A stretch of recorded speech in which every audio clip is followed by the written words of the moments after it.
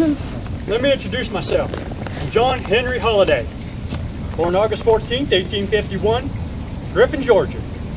You all know me as Doc Holliday, which you may not know is I was a dentist. Yep, graduated dental school in 1872. Opened a practice in Atlanta, Georgia. And I was doing great, too. Then I took ill. Tuberculosis, or consumption as we called it in my time. The doctor said I'd live longer if I moved to a drier climate. So in 1873, I took their advice. Packed up, jumped on the train and went to Dallas, Texas. Back then, that's as far as the rails went. Joined up with the dental outfit out there, but I didn't do too good. See, the consumption made me cough, and the coughing made my hand shake. And my hand shaking made my patients plumb nervous. They didn't like me coughing in their face none. And I guess I can't blame them on that one. Now, I consider myself to be an intelligent man. I'm fluent in Latin. I can play the piano. I'm a snappy dresser, and I've got good manners. And yet I found myself gravitating to gambling, and that became my new profession. But it didn't make me happy, and I turned to the bottle for solace. Over time, people got tired of losing to me at poker, and I found it necessary to defend myself. Went out and got a knife and a six-shooter, and I started practicing plenty with both of them. Got darn good. Ended up killing a leading citizen. With a posse on my tail, I decided to go ahead and leave. Went to a little town just northwest of Dallas. Figured I'd stay out of trouble there. Well, that didn't last very long either. Got in a couple of gunfights. Ended up killing a soldier. U.S. government didn't take none too kindly to that.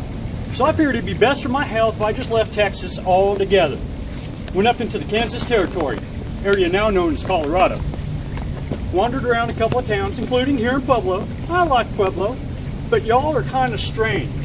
See, down south, when we build our outhouses, we use wood for walls.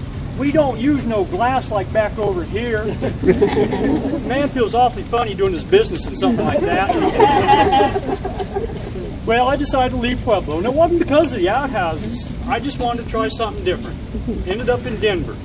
Changed my name to Tom Mackey. New name, new town. I'd have a new life, a fresh start. I'd be out of trouble. I got in a couple of skirmishes, and it was suggested that I leave. So I went back down to Texas. I love Texas. It's beautiful down there. But when I got back down there, I realized there was a reason I left in the first place.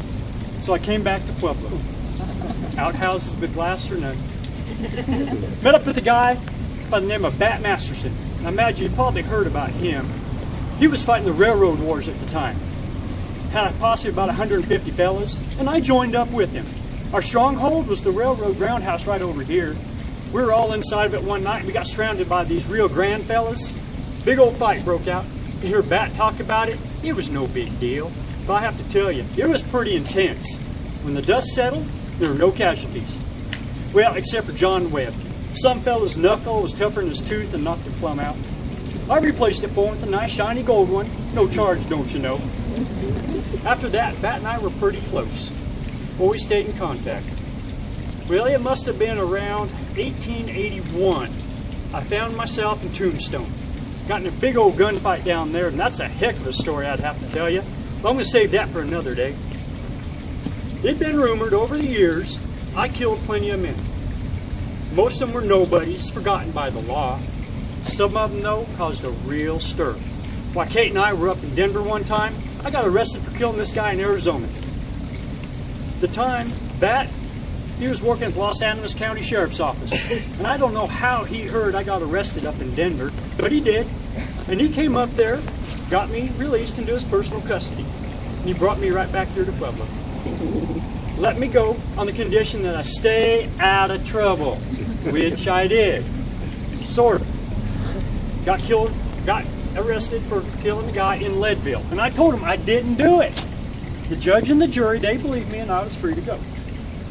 From that time on, I dedicated myself to being a good citizen. And I was. End of 86, 86. End of 86. I got sick. I mean real sick. Consumption and then pneumonia.